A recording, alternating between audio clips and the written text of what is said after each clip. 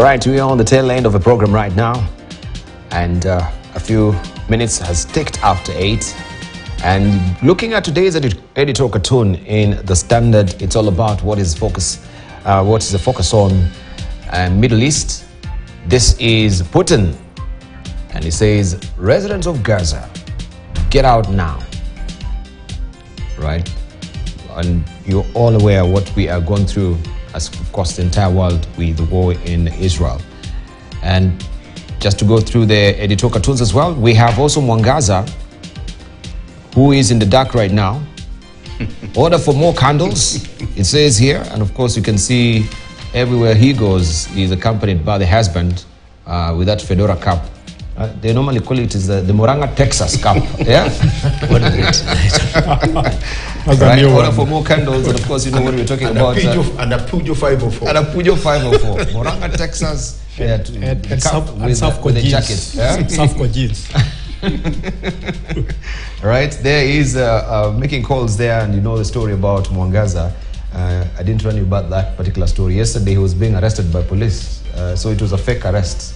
I don't know, there's this Mwangaza, because she was out selling a cow, dishing out cows, not selling. And then the cops came to arrest her. So the story continues, the pace and her impeachment, which is looming. But this is storied in the history of Meru community, who, according to them, a woman is not supposed to be in the upper reaches of governance. Why did they elect her?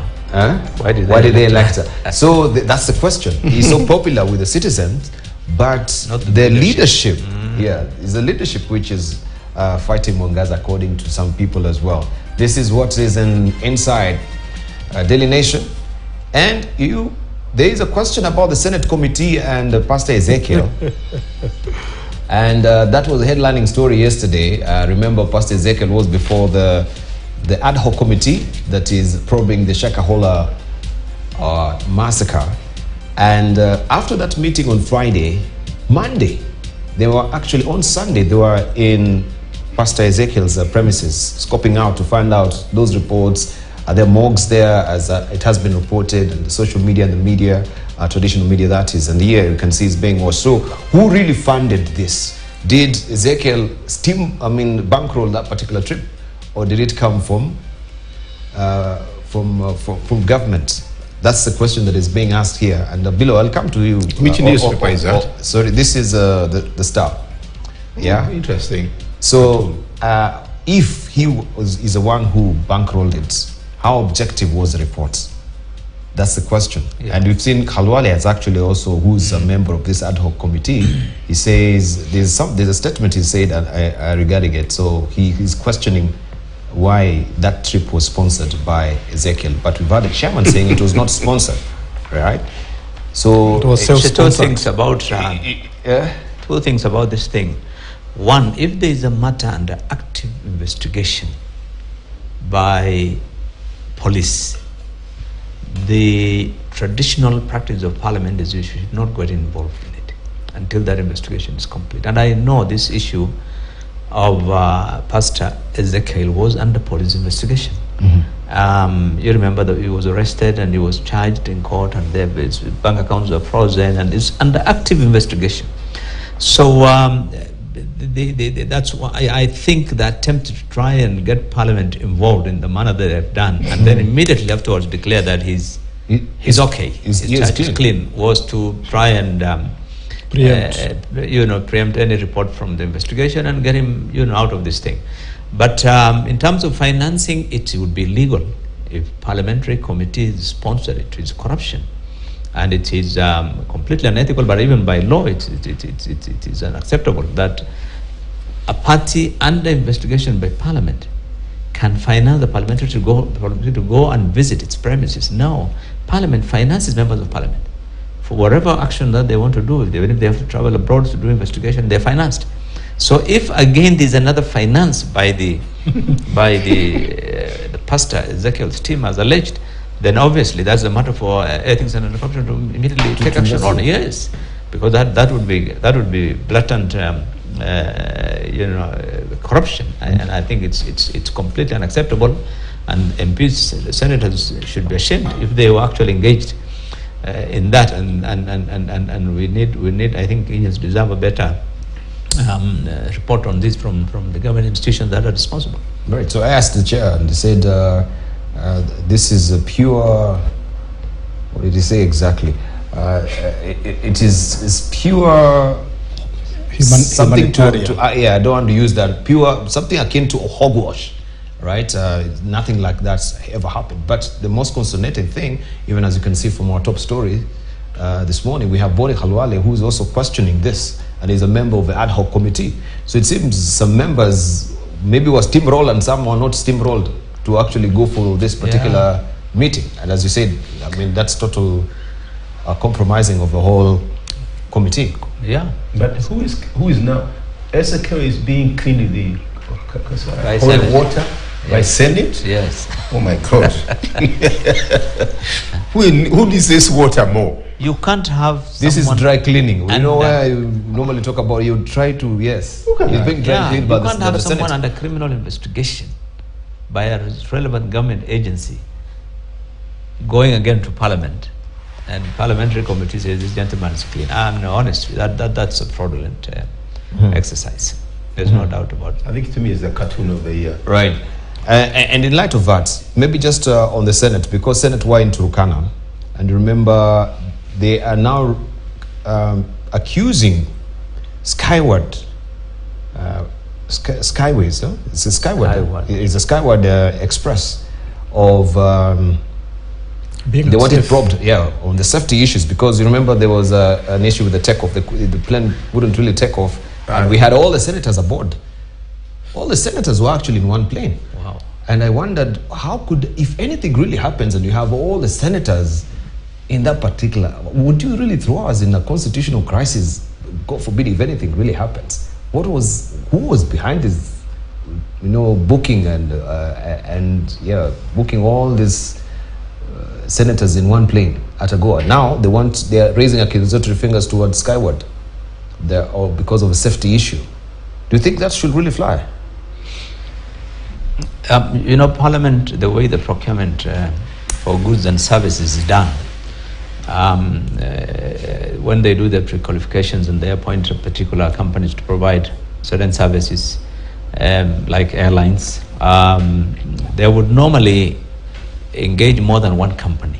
I don't think they would have restrictions to, for example, Skyward only. They would do Kenya Airways and this company and that company, so that they have 2 or 3. But I think if in terms of chartering, then they have decided to charter that particular airline, the risks of all of them being in one aircraft notwithstanding, I think prior to any decision to try and get those kind of airlines to be pre-qualified for providing service to Parliament, I think they ought to have done due diligence and find out whether this airline or whether this particular company is in a position to provide, and there are no risks, that the airlines are properly, and I think they would rely on the civil aviation authorities and so forth, because if an airline has been cleared by the Kenya Civil Aviation Authority and is licensed and registered to fly those routes and to charter those aircrafts, then I'm sure Parliament relies on that in the first place. But I think there's no fault on Parliament on demanding an investigation if they feel that airline, that aircraft had a problem, and probably they suspect that then the question of servicing of the airlines or whatever, they can. We have done investigations on Kenya Airways. They do investigations regarding safety on a particular airline. They can do it. So I don't think there's anything wrong in that. But the point I think he was making, it doesn't need I will not even talk a genius. It doesn't need a genius. If you are flying all of you in the same plane, it doesn't make sense. And I recall somewhere July we were going to Viga, and we were taking a flight to Nairobi to Kisumu. We actually went in 3 bunches, about 24 of us. So you just use your head. It's risky putting everybody in this damn thing. But it's the same thing happened to the Zambian team that are coming from Cameroon. Yes. They're all in the same plane. Just panga them. A sterling thing. A sterling team from Zambia I remember, was it the Africa Championship? Yes. Yeah. But I think we can go beyond that. Most companies have policies that certain executives cannot travel together. Even if it's in Europe or very places where we think that airlines are very safe. But the other question we should be asking is, why is Parliament and MP scoring safety and pricing when we have Competition Authority of Kenya, when we have Kenya Aviation Safety Board, all those, they investigate those things. Yeah. Why is Parliament doing overarching job? Why is the Parliament doing the work of the police? And that makes me smell a rat.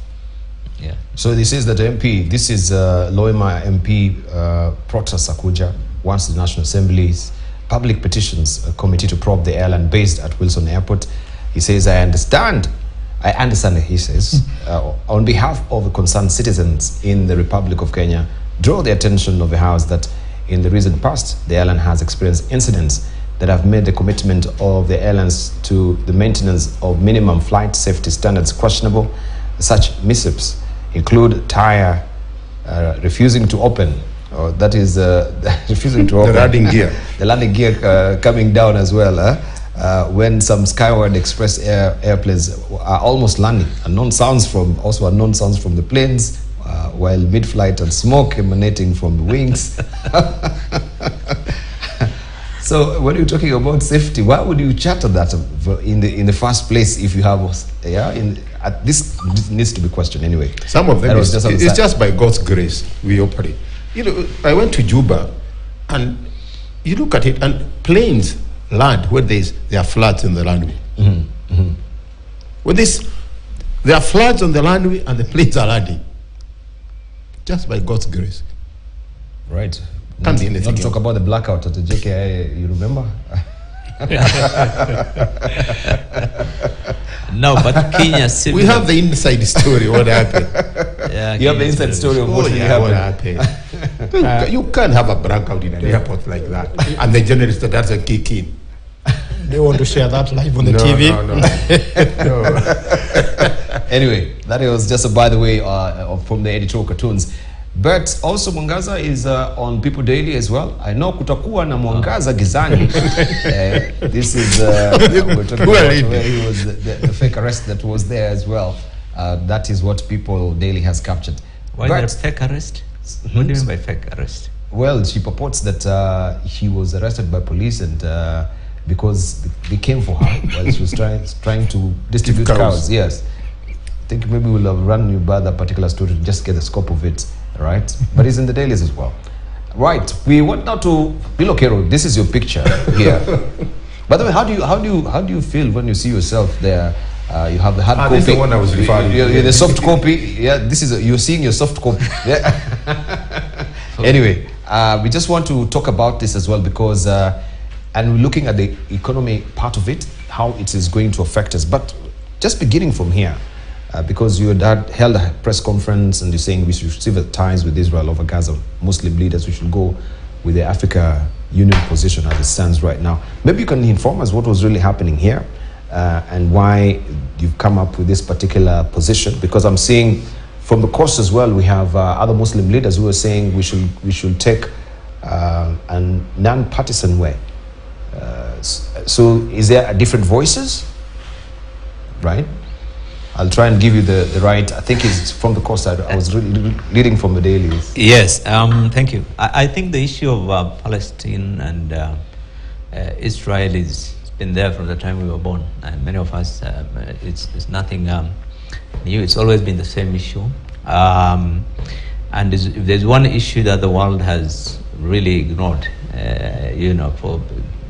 for decades, is this issue of the Palestinian question. So it's not about really a Muslim issue only, but there was a time when, in fact, the whole of Africa was in support of the issue of the Palestinian. You remember, a few years ago. It's only recently that a few countries have started putting because of pressure from the US. But the question has been that Palestinians, I don't want to go into a lot of history of how Israel came up in 1948 and everybody knows those things. But I think the question of, allowing these people to have their own country, their own state and their own freedoms is about freedoms really. So to us, it's to the Muslim community, what the Palestinians are doing is to fight for freedom. And Hamas and all these people who have resistance movements who have been fighting for the freedom of the same way Mao, the same way ANC in South Africa, and all other countries have gone through this. And we've all been called the same thing. You're terrorists when you're fighting for those rights. And later you'll find again that the same people will be forming governments and you'll be told they're not terrorists. This is how Mandela, when he now formed the government, he had to be, before he could fly to the US, they had to remove him first from that list of terrorists. So I think our position is, as Muslim leaders at the time, when we gave that statement last week, is that I think what is happening in Gaza today is really not acceptable in today's age, when people can see live, people being bombed into, completely destroyed infrastructure, buildings, children, women, on grounds that there were people who had attacked Israel. And so to victimize the entire nation and destroy them, and today as we speak, for the 11th day, no food going in, no water. These are all, in terms of international law, everybody can see what's going on. So so those of us who think that the Americans, particularly, and Western countries, siding with Israel, not because Israel is right in what is happening, but because of that guilt that they have, what they did to the Jews in the past. And from the time they created that state for Israel, it's been apologetic to, so they allowed Israel to do whatever they want because of the guilt that they've done. But in the process, they're creating more crises. And I think that's why many of us think that this situation is likely to take the world into a dangerous direction, and it will. I can tell you for a fact, it's not going to end very. You see what happened the other day, yesterday, when the president of US went to that area. The Arab countries snapped him. They refused to meet him. And it's the first time in the history of the US president that Arab countries have refused to meet a visiting US president because of what is happening. And people can see the pain. The rest of the world is seeing what is happening, but the Western countries are saying no.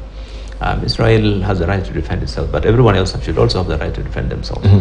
But so our position is that I think there is what the West is doing is not right. You cannot only look at the interest of Israel and disregard the interest of Palestinians. Palestinians are also human beings. They're entitled to their rights. They're entitled to their freedoms. And so this is the position on which, and we criticize also our government, Kenya, which has a tradition of always standing with the West on whatever when it comes to this kind of matters. They stood with the West on apartheid in South Africa. They are standing with them. So we are actually very supportive of what countries like South Africa have done. They've come out very clearly in support of the Palestinian issue. African Union President, Chairman, gave a statement on behalf of the African Union in support of the Palestinian issue. Palestinians is a state with an embassy in Kenya, and with an embassy in many countries, with representation in African Union, in UN. So and when they exercise this right to defend themselves, they're doing so as a state. So I think the larger picture is that yes, will there be an impact? Yes, there will be an impact economically, because what is happening already is those of us who are importing, the business where I am, the prices of the raw materials we're importing have already shot up in the last 1 week by almost 5%, 6%, 7%. Petroleum will obviously, the situation is it's gone up. So the economies of the world, if this thing goes on, and the other international players are trying to, you see how the Russians are talking, and the Chinese, and Iran, and every Americans are sending warships, and so then the situation is likely to get worse. And if it does, then obviously then the economy of many of us will pay a price. In fact, so I'm just also reading that members of the Organization of Islamic Cooperation are saying they should impose an oil embargo and other sanctions on Israel, and expel all Israeli ambassadors over a deadly strike on Al-Ali Arab Hospital. I think that was very inhumane in Gaza, according to Iranian Foreign Minister Hussein Amir Abdullahian. And I was just reading also how the Islamic the Organization of Islamic Cooperation met and has finalized preparations for an open-ended emergency extraordinary meeting on the OIC Executive Committee at the ministerial level to discuss the aggression against Gaza Strip and deteriorating humanitarian situation. And If we're having these organizations meeting together and they come up with some sanctions, it's unlikely that they will expel Israeli embassies or take any action. These countries are countries which are allies of the America and Europe. It's very unlikely that any of those Arab countries will take any action. Look at Egypt. The only access Gaza has is the border with Egypt. But Egyptian government cannot stand up and say, these people are dying. Let us get this food in. They fear the Americans. So those countries are all puppets of the West. You know them. They are not going to do anything that would jeopardize the interest of, never mind their posturing, not meeting Biden or whatever. But I don't think there will be any action like what they're proposing there that would happen anytime soon. They would rather close their eyes and say, let this thing, but they won't. They're not likely. The only countries who might, do something, probably countries like Iran, but through Lebanon maybe. But otherwise, I don't think people expect much from those Arab countries neighboring there, the Jordan and Egypt. These are people who are on payroll of the US. They're the ones who are funded. After they signed the Dayton Peace Accord, you remember, Egypt is getting $2 billion annually for their military. And Jordan is also getting money, so they won't. Al-Sisi has come forward saying that, of course, they will not really open borders for the Palestinians because they fear also this war will actually come close to your borders. There's the bugbears and fears regarding also the influx of refugees. Then how do we handle it? I think that's the whole plan of the King of Jordan has spoken to this. 2 million out of Gaza into Egypt and forget about that. That's the whole plan. And this is why Sisi doesn't want to open the border, because if he gets 2 million, then his own country gets into crisis. But you see, the sad thing is Gaza is not a country in the sense with an army, with police, with jets, with tanks or anything. These are just people. Every weapon that they use there is manufactured in that. They make it themselves. So, but this is another country. Israel is a country that has supposed to have the strongest army in the world. You are bombing day and night. You have jets. You have military. Like now, if they go in by land, I mean, it's going to be hundreds of thousands of people who probably will die in that war. But anyway, I think the Arab countries have never come to such a test. In the past, media was not available. Now they're seeing live, and their population, the pressure coming from the ground in the Arab countries is going to be so much that some might have to take some action sooner or later. Otherwise, it will be difficult even for them. Yeah. All right. It's interesting how within a week or so, we stopped hearing about war in Ukraine. We stopped hearing about war in Sudan. We don't even remember there's an earthquake in Afghanistan. Correct. All focus pressured by that. Yes, all focus on Israel, and that leaves me wondering why the double standards. The children in Sudan, the children in Ukraine who are suffering for more, are children of this planet. So if we have to be fair, we have to be fair to everybody. If we have to be unfair, we have to be unfair to everybody. Who told you we are fair? So this is my argument. So at the end of the day, we can see what is happening in Gaza, what's happening in all those places. And I think even children are asking, why should this be allowed to happen? Why should children in Gaza, children in other countries be dying and they're innocent? And I think it is a time we stood up for the truth. And I don't understand why the issue of Palestine has been there for the last 75 years. Who owns the land where Israel and Palestine call their land? Somebody must have owned that land. So I don't understand why we cannot resolve. I know it is complex, but we can resolve it. But is death the best way to resolve that issue? Indeed. By killing other people? I think, XN, you're right. And if you look at how thing is, just even look at the road at Portland. What is fair? Nothing fair in it. But behind it, I go beyond Muslim versus whatever. It's beyond being Muslim. It's human being.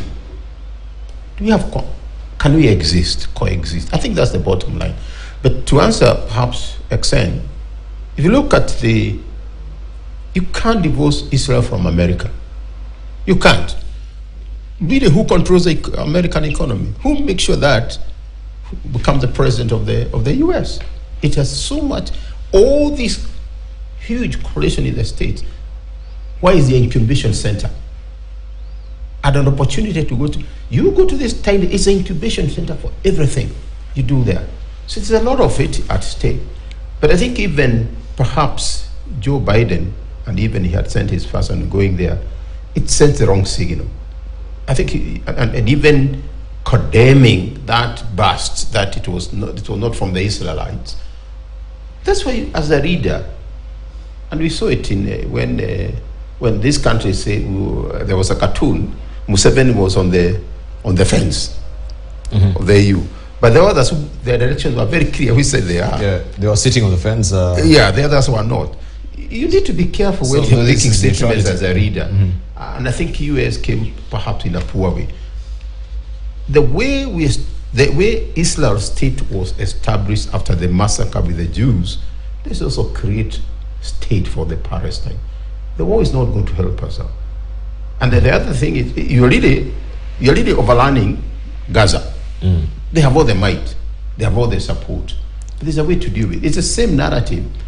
Russia wanted to overrun Ukraine. We don't sort those things away. But right, and Bill is right. We have had this thing. So let's just bring it home. Let's just bring it home because. By the way, I just got a message from somebody, a lady from Meru. I'll say it's a lady, and it's the same thing you've been saying. The ego of men from there. And she has gone well. She has done well to the highest degree you can get, but she's getting a lot of difficulty just because she's a lady from there. All right, it's a true thing. Mwangaza. She's another Mwangaza. Sorry, to divert to that, but I was a message you get from there. So I wanted just to hear from Dr. McPhee. We want to bring it home because, as Bilo, you've indicated, this is going to have a spillover. Already we can see the shocks of it. The fuel price is bound to be rising. And looking at that, as I mentioned earlier, the fuel usage has dipped to a 5-year low, looking at the Business Daily, and Kenyans are keeping their cars at home. Bill, I heard you saying now, even from your big car, you've gone to a small car to make sure that at least the consumption of fuel is, brought down. No, I just got my VX8, man. What are you talking about? Yeah. And then you have a solar panel on top. You're working for government. That's something you don't tell me. I work for government, a solar panel on top. Yes, you can put it. No, I work for government. I just got one, you know. I work for government. I'm at home with my Vitz. Of course, this fuel, is catered for by the government. Yeah. But Dr. McPhee, just speak to it. Now that we are at 217, we have the war, Israel. That is just adding to. And the dollar is 154. And the dollar is at 154 yesterday. 154. 50. That's what we're buying it. Yeah. What? Yeah. This morning maybe 155. Yes, is that sometimes 156. 156. Yeah. That's what we're buying it. Commercial purpose. The official one is 150, but he's light. Yeah. I spoke to somebody at 157. All right. And I've seen also Atwoli is seeking the audience of the president to talk about the cost of living. Yeah. So he wants to negotiate. Things are late. Things are too late. You see, I think it's very important to always to realize that so many factors in Kenya depend on all of us. We're all guilty of overspending. That's the first thing. None of us want to live in a frugal kind of way. We want to show off. You get young men and young ladies. There are cars advertised in the newspaper. NCBA the other day was auctioning a whole lot of cars, and one of those cars had a reserve price of 4.5 million shillings. So in other words, a person took a loan to buy one of the cars that these gentlemen here drive, okay, and it was so expensive, but he couldn't pay the loan, so it's now going second hand at 4.5 million shillings. So, and you see that our view in Kenya is so often so wrong. I can't remember exactly where it is, but there's a headline here today which says that many Kenyans are in fact living on loans. Okay? Yes, 50% of Kenyans. Now that is not true. 56%. That's not true. It's more than that. I've given loans to students and all sorts of things. One person, I gave her a loan of 700,000 shillings, okay, to do an MBA out of the McPhee. I said, look, we can't afford this, but we'll give you a loan. I've never seen the money. So when we say people are living on loans, are people paying interest and all the rest of it? The answer is no. We're living on handouts. And the problem is, we as a nation, unless we address the problem of honesty, unless we address that, you know, we're going to have governments which are corrupt, we're going to have land taken over by people and then sold to a third party. Here you get a genuine title deed. There are people in the government who will do anything for money, and even the police themselves, okay? You know, I once said, you know, the police in Kenya prefer you not to obey the law so that they can fine you, okay?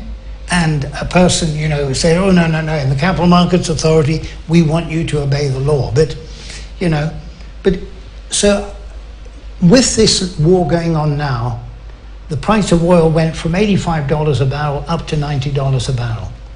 Now, you've got to remember that the moment the Kenya shilling drops in value, oil goes up in price. So it's as simple as that. Now, we're going to use less. Why? Because the price is, in fact, that is good economics, okay? Because, you know, if you put the price of something up, what will happen is the person will look for an alternative, okay? Or just simply bear it. But you see, the rich people in Kenya, they couldn't care less. They don't have to worry.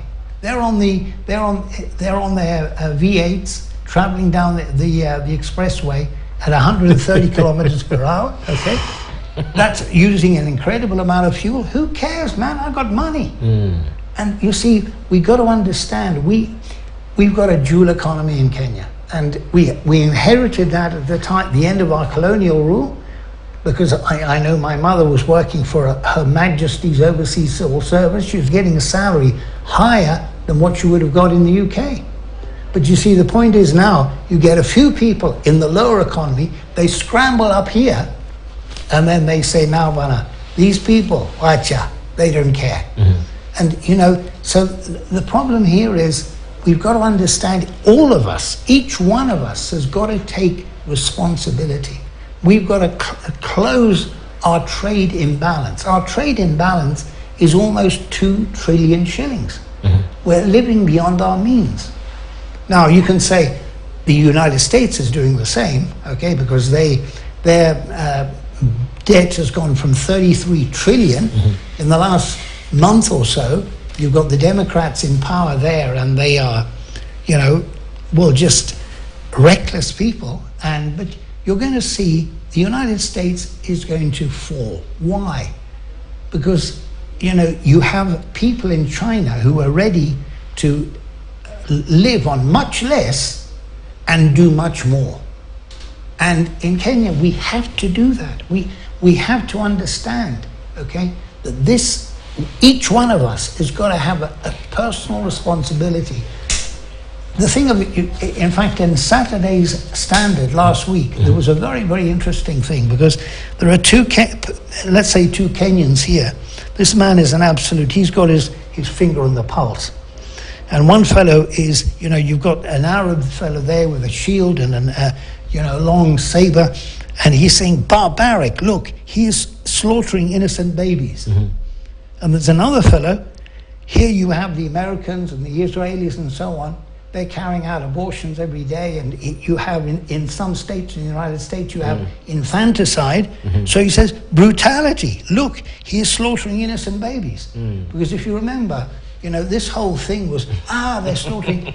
But there is a group of people in the United States who say that this is a false flag operation. Now, a false flag operation was 9/11, Pearl Harbor. I've got some videos here which you can watch to see who really carried out 9/11 and who really, you know, all the indications are that, you know, the Americans knew the Japanese were going to attack Pearl Harbor, but that's another story. But here, you see, what you do is you're ready to sacrifice your own citizens so that you then have an excuse to go and invade the place.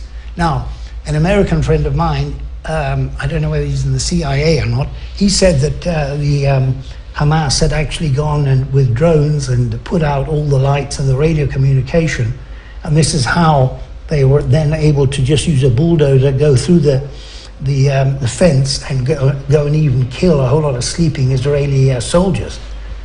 But you know, sometimes, well, this has happened. Let me just say, this has happened in the West, where people, you carry out what's known as a false flag operation. Right. And you then use it as an excuse Yep. to go and invade Iraq, invade Afghanistan. As you remember, you know, Libya, the Western world, NATO destroyed Libya because they had, you know, Gaddafi said, okay, we're going to trade in the gold dinar, not in the dollar. Hey, NATO, India. So this, I tell you, the Western, and the problem is, you were mentioning Putin has looked like a bad man there. Putin is my hero. Why?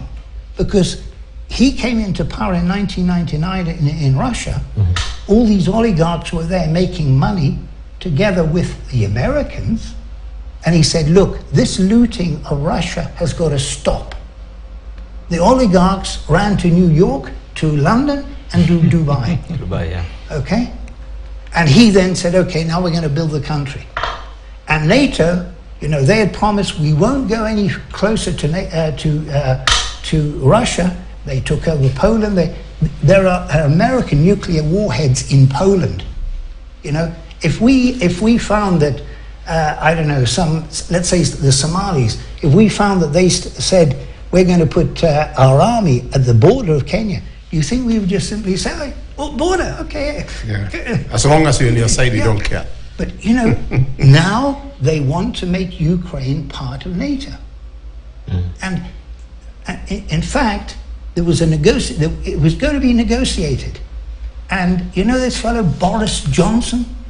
That fellow, Biden tells him, you go and tell Zelensky, go and tell him that we will support him and continue fighting.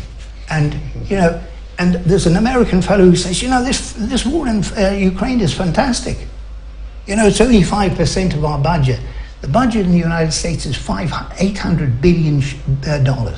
Their budget, now, when you're spending this amount of money on just, you know, nuclear-powered aircraft carriers, what's the purpose if we don't have someone to fight? Invent someone to fight. So anyway, then what happened was that Biden, Boris Johnson said, we will continue to support you. And Zelensky, some of the weapons that are being used in Israel and so on now came from Ukraine. You know? But I think the bottom line is raising, and I think this is what fundamental team.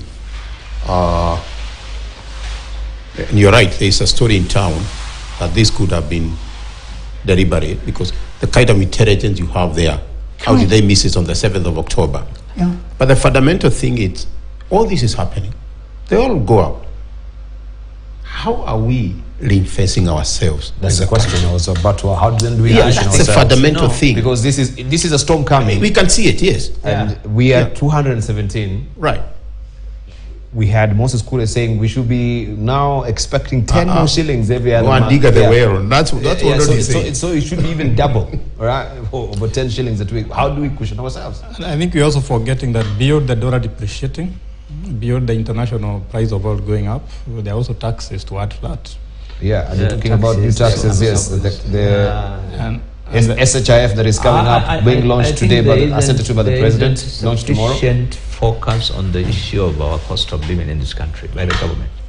The government is absolutely not looking at the even issue. In the talks, you can see they are skirting that issue. Yeah, the issue of cost of living is not fundamental to the interest of this government. The government seems to be busy about how to generate revenue, and that is what every day they talk about. What happens to the revenue, where it will be spent, what are our priorities, how are you going to deal with people who don't have food on the table? Nobody is looking at talk about how that revenue has been counterproductive, because the 16%, if people are putting they're actually parking their cars at home, it has been in 5 years. This has never happened. The dip that and the you've seen tax right now measures have been largely counterproductive, not only on the one on fuel, but many of the tax measures. You saw KRA complaining that people are now going for cash transactions back from the I wanted to avoid because of the high cost of tax. And you saw the individual, the individual behold beyond artificial intelligence has human intelligence. And I'm talking about intelligence, not educated. That mwananchi make a decision. Petro imeenda juu. There's another way to do. Correct. And that's something we don't see. Because if you keep taxing me more, I'll probably find a way of dealing with it.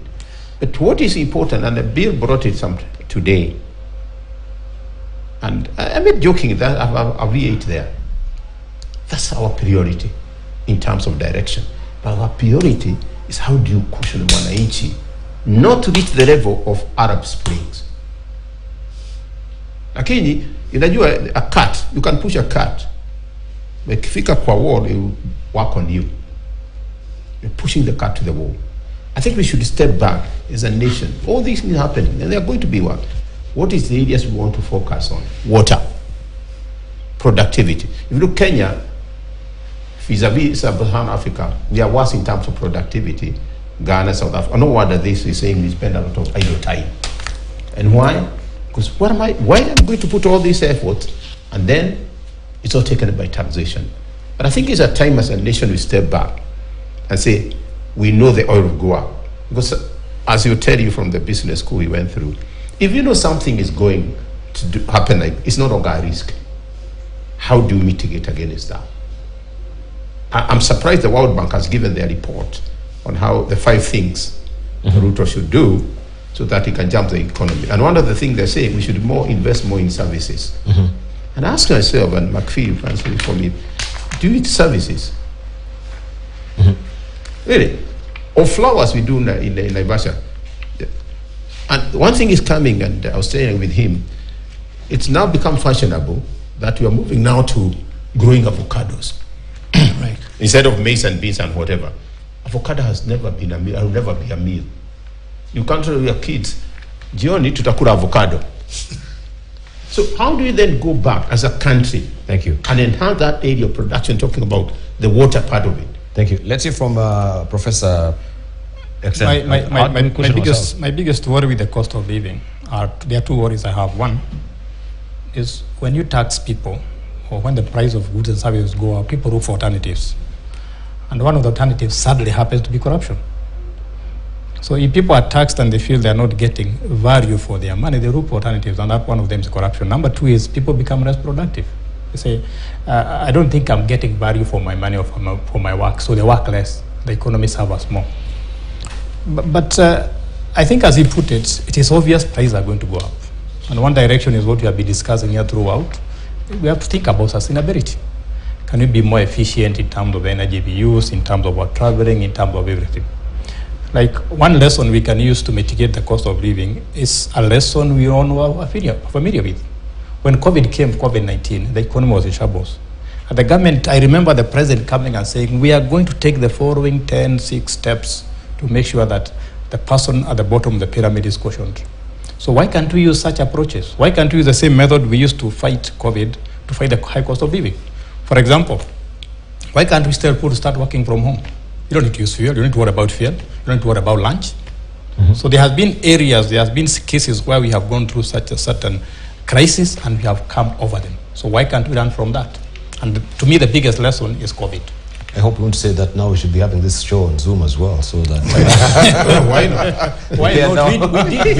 We did several. Of course, it's good to see McPhee physically. We should be winding up.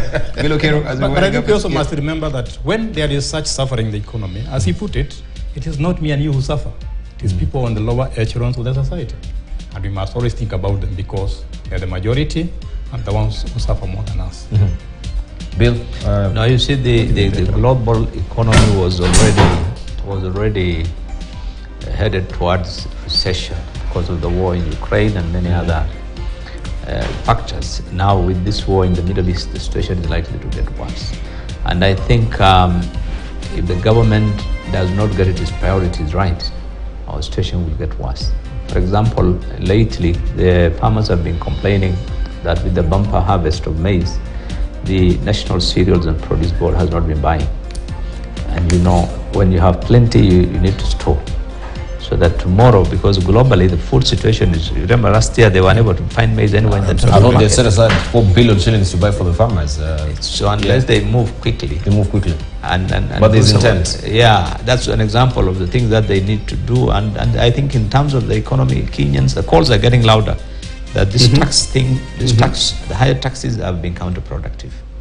But the government seems to be oblivious to the concerns of the people. Because every day you find somebody shooting up and saying, I'm going to tax, we're going to pay for this. Yesterday I was hearing somebody says, we're going to pay money if you walk into a Huduma service office. I want to just raise that. Not even asking for a service. We're paying for the services. But if you walk into the office of Huduma itself, you have to pay money. Another works up and say, if you do this, you're going to pay this. It's like everyone in government is only concerned about how to raise revenue one way or the other. In Kisii, if you want to go for a kesha now, also consider some taxes. You'll be taxed for overnight prayers. But I think it's forgetting we must buy those VX, banner. How are you going to buy them? So I think there's there's need for the government to rethink about the issue of cost of living and engage Kenyans. It's not. I know they can meet in Bomas and have an agreement as the leaders and agree that let us agree on this so that there's no Arab Spring. But let me tell you, people, you can't keep people bottled up forever. And the cost of living is going to trigger. And I hope this war does not extend beyond what's happening now. If it does, the situation is going to be out of control. The PSI on the pressures is rising and rising up. It only comes in very late.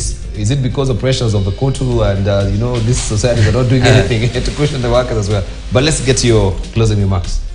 You see, Debal, each one of us has got to take personal responsibility for this. I was in a government function 2 weeks ago, 3 weeks ago now, time passes very quickly. Now, you have on display there the biggest cars in the country in their hundreds. Now, the position here, okay, is what amazes me is that we all complain about, the government spending, but, when I get into government, I've got to understand, number one, I've got to work. I've got to, provide solutions for people, okay? But number two, I've got to be frugal. Why?